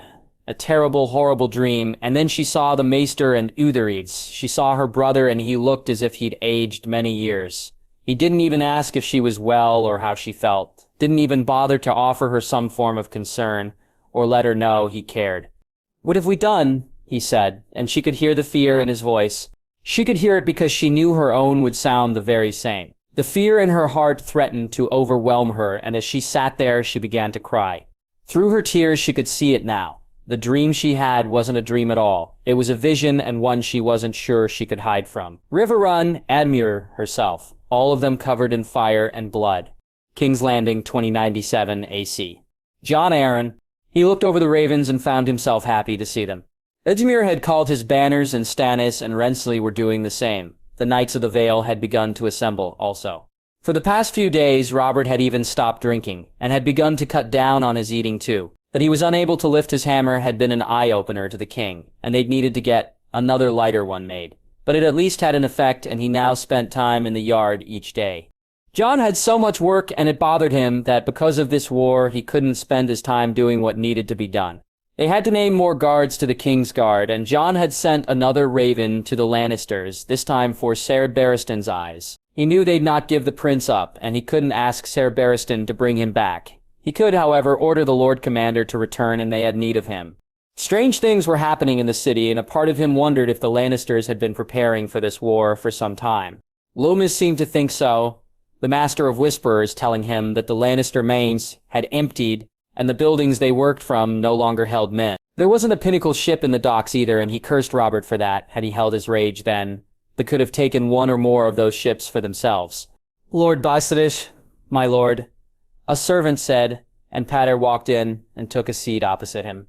"Piptir, tell me you found them," he asked, hopefully. "No, my lord. All the names you gave me, not one of them is here in the city. They've all just disappeared." Piptir said his frustration clear. "This is most odd. Who the hell would wish to make off with the king's bastards?" he asked, though it was more to himself than seeking any real answer. "I do not know. Perhaps we should ask Lomas, my lord." "Aye, come, we've a meeting to attend," he said. And they stood up and walked to the small council chambers. Inside it was just Gorman, and he shook his head and wondered why he'd actually called this meeting. Ridsley and Stannis were both away, raising their banners. He should have just called the Greymaster to his solar. He actually thought he had for a moment until Robert came in. The king was walking with Lomas, and Jon was happy to see a smile on his face, something that had been sorely lacking these past few weeks. "Let's call the banners Jon," Robert said, and Jon looked to Lomas, who nodded. "I had thought," he said, but Robert's mood was too good to let him finish the sentence. "I fucking told you, he's my brother, Jon. My brother by choice. I fucking told you, he'd not sit this out," Robert said, and Jon felt a sense of relief as their odds had just got a lot better. "This is great news, your grace. Lord Aedmure has sent a raven saying he too has called his men, Stannis and Renly too, and Jon has said the Knights of the Vale are ready to ride," he said, and saw Robert's eyes light up. "The Tyras?" the king asked. "No word, my lord. The ravens have been sent, but I've received no word," Gorman said. "I heard a whisper about Old Town, my king, but I've not been able to confirm that Lord Leyden raised his banner," Lomas said. "What is that fat fuck thinking, Jon?"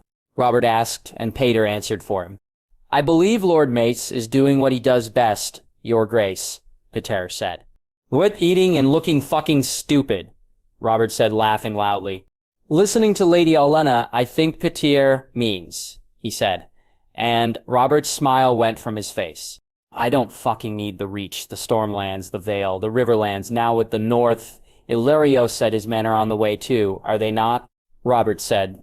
"There, my lord. The Golden Company should arrive within a moon or two." "Aye, so the old cunt may think she'll get a queen for her support. I'll not fucking give it to her. Had she rose and came then I'd think of it. The girl is a beauty after all," Robert said, and Jon tried not to look at the expression on his face. "But fuck them, send ravens to their bannermen directly, call them to arms." "Your grace, surely there is another way," Gorman said. "I forgot they were your kin. Fine, send a raven yourself, Gramster. Tell the old witch what you heard here. Tell her how much of my displeasure she's incurred, and warn her what will happen if she dallies any longer," Robert said, and the Gramster was up and out of the room in the blink of an eye. "Never thought he could move so fast, your grace," Pater said, and Robert laughed. "However, it may be that a match is for the best. My king, the Reach is gold. The forces. We all know what Olenna truly wants, and you can offer it to her. You should, before someone else does." "Don't fucking tell me what I should do," Robert said loudly. "I didn't mean it like that, my king. I was suggesting," Pater said. "Pater is right, your grace. We should make the offer. Who else is suitable as your bride, and we needs must have heirs?" "Robert, as of now, Stannis is next in line," he said, and knew by the grimace on the king's face. It had worked. "Very well, Bible-ish. Go do the damn deal," Robert said, standing up. "Robert, I need Pater here," he said, his voice almost panicked. "You don't get it both ways, Jon. You want this fucking match? Then send him to make it happen," the king said, leaving. He knew he had no choice, and so he and Petia met often over the next few days, and he even ate with him, Lysa and their son, the night before he set out for the Reach. Lysa was upset to see him go, but then so was he, both of them glad when he said he'd return swiftly.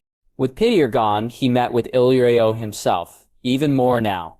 The Magister settled in King's Landing and keeping him informed of the movements of the Golden Company. The sheer mass of men he was moving from Essos and the cost of it, one he was glad that Illyrio was putting up, though he knew that in lands and coin they'd end up footing most of the bill later on. He was feeling relaxed when the ravens came, Stannis having trouble with the Lords of the Narrow Sea, not a surprise, Renly saying the Lord of the Stormlands had risen, though had been far better news. When the acolyte arrived at the door, he could sense the nervousness of the boy, the lad's hands shaking as he handed him the scroll. Jon thought he was seeing things when he looked at the seal, and his own hands shook when he broke it. Lord Jon Arryn, hand to the usurper. The time has come, my lord, to pay the debt you owe my family. A debt payable only with blood. Something you should know all about. Lord Arryn, as the blood of my family is on your hands and I hold you and the usurper you serve fully responsible, truth can only remain hidden for so long, my lord, eventually. It must be brought to light, and so it's time for you to learn my truth and for the realm to learn yours. You sought not to remove a tyrant from a throne, not to seek justice for men who'd fallen, but to place a puppet in the place of the rightful king. My father before me, my brother before me, both of them will work through me. As I come for you, my lord, both of them will see me as I strike you and your puppet king down. For Aaliyah, for Rhaenys, for Aegon, for Rickard, for Brandon, and for my mother and father. For 4 and 10 years I've kept my truth hidden and allowed you to keep hiding your own. As high as honor are merely the words of your house, and mine own seem more apt.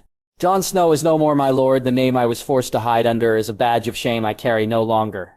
My name is Daenerys, Targaryen, trueborn son of Lyanna and Rhaegar, Targaryen, and I'm coming for you, Lord Arryn, for your house and for your puppet king. I'm coming. Winter is coming. Winter is coming, with fire and blood. Jaehaerys Targaryen. There had been few times that Jon Arryn had run, but he ran from the room to the maester's tower, and found Gorman wasn't there. And then he knew he hadn't been the only one to receive such a letter. By the time he reached Maegsagar's, he was out of breath, sweating, and his heart was racing. Still, he heard the shouts and the sounds of the things breaking. He ran towards the king's rooms and saw the girls run from it, one with a busted lip and the other just looking terrified. Moving towards the door, he heard the scream and had never heard Robert so loud. Dragon spawn.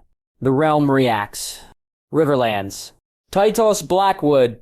The raven had come from Edmure and he and his sons had spoken and ignored it, for now at least. Then the word had come from King's Landing, and he'd felt it right. He'd done so. He didn't wish a war, and not one, with the Lannisters. Not only did he have one of his lads fostered there, but Edmure leading them into battle would be the end of them. Finding out what the king had actually done, he was disgusted. The queen had committed adultery and she'd have to pay for it. He understood that. Wanting the children dead, beating one of them to death with his bare hands in front of the boy's mother, to kill the entire household and then display their heads for all to see. No, that was too much. He was sitting in the hall when Lucas came running in, his son having ridden the Seaguard while Hoster had ridden the stone hedge. Finding that Jonos hadn't risen had almost made him do so, but he wanted to know more first. Brynden motioned his brother over, and they sat there while Lucas swallowed some water and ate a mouthful of bread and cheese. His son had ridden hard. He was proud to see. Well, he asked. The Mollisters make no move, father, none. Lucas said, and he nodded. Then it seems we were right not to, Brynden said. But I don't know if we'll be able to sit this out once the king rides, he said worriedly. Perhaps we should, Lucas said, but the master running it agitatedly soon stopped his son from finishing his thought. My lord, a raven, the maester said, and when he saw the seal he knew why the man seemed so harried. Is that? Brynden asked, as he saw the three-headed dragon. Aye, he said, opening it excitedly. To House Blackwood. My family shares blood with yours, my lord. Blood I respect, blood I cherish. For 4 and 10 years among the many lies spread about my mother and father. Another lie slipped by unnoticed, one which perhaps saved my life. From the moment I found out the truth, I've prepared for this day, prepared to take back what was taken from my family and to see justice dealt to those who played their part. We are kin, my lord, and no matter your response, I'll remember that first and foremost. I seek leal men, leal lords. I seek my family to take back what is mine by right. For years I've hidden under a false name, but no more. My uncle named me Jon Snow for my protection. My mother and father named me Jaehaerys Targaryen, after the kings who came before me. I ask you to name me kin and fight by my side. Jaehaerys Targaryen. Tato smiled when he read it, and then passed it to Brynden and Lucas, who did likewise, Hoster reading it last, and being the one who asked the question. What will we do, father? Hoster asked, as Titus took to his feet. We gather our men, and we fight for our kin, for our king, for the dragons, he said loudly. Jaime Lannister. Ignoring the Raven from Edmure was easy. The man had constantly belittled him, and he cared not why the man was calling the banners. He'd not rise for him, though when he found the first story about King's Landing and what had happened, it gave him pause. He and Patrick soon finding themselves arguing over refusing a king or going against a house that had done them good. The letter that arrived telling them the full truth of the events in King's Landing made their mind up, and for the past few days, the argument was neutrality or joining with the Lannisters. The one thing stopping them was the odds they faced, and Jason was beginning to think he'd need to go to war on the king's side just to survive. The thought made him sick to his very core. Patrick even more so. You can't be serious, father. After what he's done, it's an affront to the mother to kill a child in such a way. Patrick said, Aye, it is, and would that the seven would strike the man down for it, but we both know that's not the way of the world. Robert brings the North, the Vale, the Stormlands, and most of the other houses will rise for him. The Reach more than likely, too. The North won't rise against the Lannisters' father. Not only do they benefit more than any, but Ser Jon is there, Patrick said. His son raised an interesting point. Even were he not a hostage, Ser Jon would fight on the Lannister side. Would his father fight against his son, even for Robert Baratheon? The Reach, he asked, are as close also. If the Lannisters seek to crown Tommen, would Olenna not go for it? Patrick said, and Jason felt that a good point, though it helped him not. Then what are we to do? Either way, we're fucked, Patrick, he said when the knock came to the door, his maester walking in holding a scroll in his hand. Maester? He asked. It's most odd, my lord. A raven carrying a scroll from House Targaryen. The maester said, and he found himself shaking his head as he looked at the seal and broke it. Father, Patrick said, to all the leal houses who supported my family once, I call you to arms. For 4 and 10 a liar has sat the throne. A usurper, a monster, who by now you've heard the truth of. A man who laughed at the bodies of babes and their mother. Who fought based on a lie he knew the truth of. My mother was never kidnapped. Those of you who knew my father have always known this to be true. They were married under the old gods and the new, and despite knowing of this, the usurper lied and my family suffered because of it. They suffered so horrifically that my uncle, the king's best friend and brother by choice, couldn't accept it and out of fear for my safety, perpetrated his own lie. So the true-born son of Rhaegar and Lyanna Targaryen became a bastard called Jon Snow. Today the bastard died. My lords, the bastard died and my father's son takes his place. I call for you to once more to raise your arms, to once more remove a monster from his throne, and to renew your fealty to my house. Jaime Targaryen. After reading it out, he looked to Patrick, who had a smile on his face, one he was sharing. The game had just changed and the odds were very much different. For Jason, though he felt something else, he felt relief that he could do what his heart wished of him, what his faith demanded of him. Come, Patrick. It seems we're to help crown the one true king, he said, as he stood up. Stormlands, Beric Dondarrion. The Raven came, and he found himself sitting at dinner that night with Thoros and Ned, knowing what he must do and not liking it one bit. That he and Thoros were so much at odds was nothing new, especially lately. His friend had for some time spoken up about the king and his family, and while Beric agreed with him, he was his king and his brother, his liege lord. Honor has to count for something, he thought. It was when they were gathering the men at Blackhaven that the letter came, and when Thoros showed him it, his first instinct was that it was a lie. No man could do as it said here, but word soon came from other avenues, and he knew then it was true. What the king had done was terrible and an affront to the gods, and though he tried to keep it from Ned, he found out all the same. Yet is it not dishonorable to follow such a man? Ned asked as they ate their dinner at night. I swore an oath to his house, to the man himself. Would it be honorable for me to break such an oath? He asked, and Ned looked to Thoros, who stayed silent. I vow that you shall always have a place by my hearth and meat and mead at my table, and pledge to ask no service of you that might bring you into dishonor. I swear it by the old gods and the new. Ned said, and Beric almost choked on his wine. Ned, he said, shaking his head. No service that might bring you into dishonor, my lord. Ned said as he got up and walked to his room. He saw Thoros smiling, and he found he had no words to speak. Finding the next morning to be even worse, as Ned was sullen and unresponsive when they broke their fast. During their spar, The boy seemed angry, and he wanted to talk to him, to tell him how he felt, and yet he could not. Instead, just allowing him to leave when he did. It was dinner that night that he found the truth out, and found it to be one that he'd never expected. "Ned, I think it's time you told Beric about your uncle," Thoros said. "Thoros," Ned said, shaking his head. "Then I will, for it's time he learned the truth." "Come, Beric, we need to talk," Thoros said.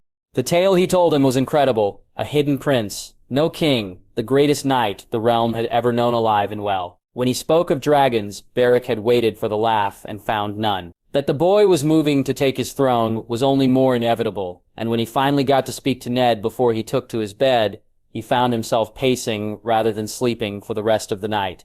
"A good knight, to be as my uncle is. That's all I wished for. When I found out he lived and who he served, he didn't need to swear me to secrecy, my lord. I did so without being asked.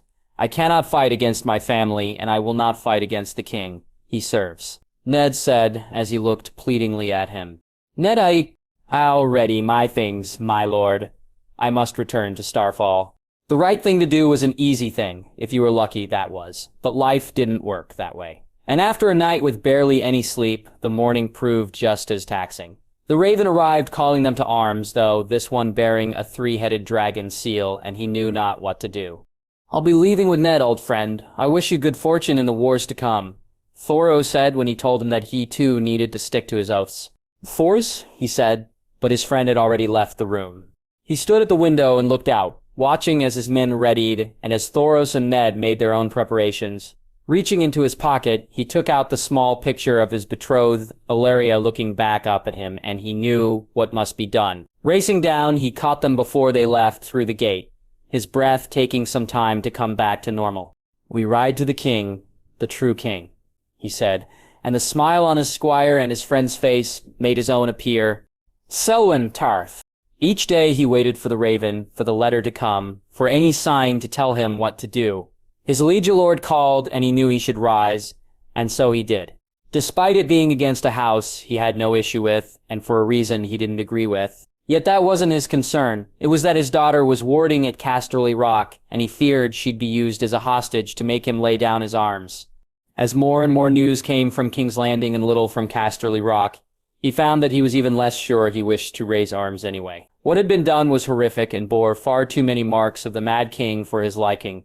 So Selwyn had his men take their time and delay their departure until finally the ravens came.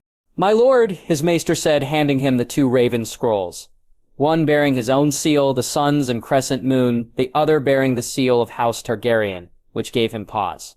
Breaking the seal and hoping it was his daughter's own words, he read. He was happy to see her handwriting, happier still to see she didn't use the code they'd agreed upon many years earlier. While not a rich house, she was his only child and his heir, and so she could be ransomed off, something he'd made her well aware of. So he'd asked her to mark her words with her name signed as just a letter. If she did so, then he'd know she had written under duress, seeing her name written clearly. Selwyn breathed a sigh of relief. "Father, I am safe and well and am where I wish to be. I ask you to consider the offer in the other scroll, but I wish you to know that I am in no danger and my safety should not be your concern. Your loving daughter, Brienne." He quickly opened the second scroll. "Lord Selwyn, I beg your forgiveness for the lie I had to tell you. I did so because my life would be in danger were it to have come out before I was ready. I also wish you to know that, no matter your response, Brienne is my friend, her safety and freedom. I guarantee, I swear this on the old gods and the new. My name is not Jon Snow, and I'm not a bastard, my lord. I'm the true-born son of Rhaegar and Lyanna Targaryen. And the truth of what happened in the rebellion is soon to be known. Once again a monster sits the throne, my lord. Once again he must be removed. Though even were this not true, I'd still have mine own reason why I'd seek it done. I give you leave to join your liege if you feel it the right thing to do. I welcome you to join me if that's your choice, and should you wish to play no part, I'll accept this, my lord. You have my word that I'll not seek retribution against you, nor seek it against Brienne, no matter what choice you make. I wish you good fortune, my lord. Yaxley Targaryen." He looked at the scroll and at his daughter's one, remembering the way she looked when she got the raven inviting her to Casterly Rock, how she'd been treated since she'd been there. He'd been promised that she'd be treated fair and that no one would ever look down on her. now by the same boy he'd been promised her safety was assured. Looking out at his men, he wondered what the right choice to make was. Something days later he still hadn't managed to decide. King's Landing, 2097 AC. Robert Baratheon. He was beginning to feel the difference, though still out of breath and unable to last as long, he was getting better. Placing the hammer down, he grabbed a jug of water and drank straight from it before walking back to begin once more. The two guards coming towards him, and though it took some time, he dispatched them both. It had been to his everlasting shame that he'd not been able to lift his hammer, not being able to lift it, never mind swing at something he never thought possible. He was the demon of the trident, and he could not lift that which had won his crown. So he had started out with smaller, lighter hammers, and then found that he had another problem. It had been far too long since he fought, and he was in no condition to do so. Men he'd have laughed at were now too fast and agile for him. The drink had gone first, and then the food. Robert eating much sparser fare than he was used to. He began doing more work, and soon he was beating guards even if they were the weakest of them, soon beating more and moving up to a stronger, heavier hammer. That he was also fucking better was just an added bonus. Robert, finding himself lasting longer and enjoying it more, appreciating the women he fucked and the differences in them a little more. "My king, the small council meeting," Loma said, and he handed off the hammer and nodded as they walked. He found himself overjoyed with the news that Ned had answered the call and looking forward to rubbing it in Jon's face. The meeting itself, though, was as annoying as they ever were, the fucking Tyrells once again causing him to lose his temper. Were the girl not so fucking pretty, he'd have denied them still. But Jon was right, he needed an heir, and better a pretty young wife than any other. He continued sparring in the mornings and soon found himself even able to mount his horse alone, something he was glad of as he wondered what his bannermen would make of him needing help. Ordering his armor from the Quhoric and a hammer to be made to look as close to his own as possible, he began to spend his evenings looking over maps, even forgoing time with the whores to do so, not that he didn't enjoy himself when he was done. "My king, do you wish me to?" the girl said, as she moved to go under the table. "No, grab some wine and you and your friend go play, I'll be in presently," he said as he stared at the map. When the Reach came on board, he'd send their forces west. Ask Stannis and Renly to join them. He'd march north and meet up with Jon and Edmure's men before meeting Ned. His fingers pointed at River Run, and he felt that was best, though for a moment he worried about Ned and his former wife, smiling at the thoughts that soon it wouldn't just be his brother by choice that was laying down with a new wife. Tracing the map, he looked to Golden Tooth and Ashemark, to the Crag and Lannisport, and finally Casterly Rock itself, his army coming from east to west, and Stannis and the Tyrells coming from the south. The Lions would be fucked, and he smiled at that, turning to look to Duskendale. The Golden Company would be at his back, and while Illyura was a man he knew he could trust, his army was not, and so he'd make them march with him. Moving from the map, he was smiling until he saw it. The sea is where he was weak and the Lannisters strong. He needed the Red Wine Fleet, and he wondered if he should send Stannis with them. Finding himself sitting down and redoing his plans once more. He was tired when he walked into his bedchambers, the girls sitting up and waiting for him, and when he saw their naked bodies, he felt himself rise. "My king looks so worried, perhaps we can make it better." The girl set her brown eyes and hair briefly reminding him of Losiana, and yet, as she dropped to her knees, it was Marguerite Tyrell he saw when he closed his eyes. "Come, my golden rose, please your king," he said, as he lifted her up and threw her giggling onto the bed. After the girls left the next morning, and he broke his fast, he began to get prepared for the day to come. Each day he was getting stronger, and he knew he'd not be able to hold back any longer. The time was coming for him to make his move. He called for Gorman and had him send the Raven to Stannis and to Renly. His brothers were needed to play their part. Renly would rule while he led the Stormlords, and Stannis would join with the Red Wine Fleet and see the Lannister were no threat. He sent the Raven to Ned, asking for the Manderleys to bring their own ships to bear, and then met with Illyrio to tell him his plans for the Golden Company. By the time he finished his meal and was heading back to his room, he'd felt he'd not worked so much since he'd been crowned. Though preparing for war was far different than sitting the throne, he relished it, enjoyed it, looked forward to it rather than endured it like he did the ruling itself. "My king, shall we begin?"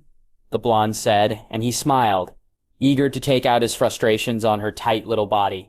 "We shall," he said, when he saw the second girl, though he never got the chance to move before he heard the pounding on his door.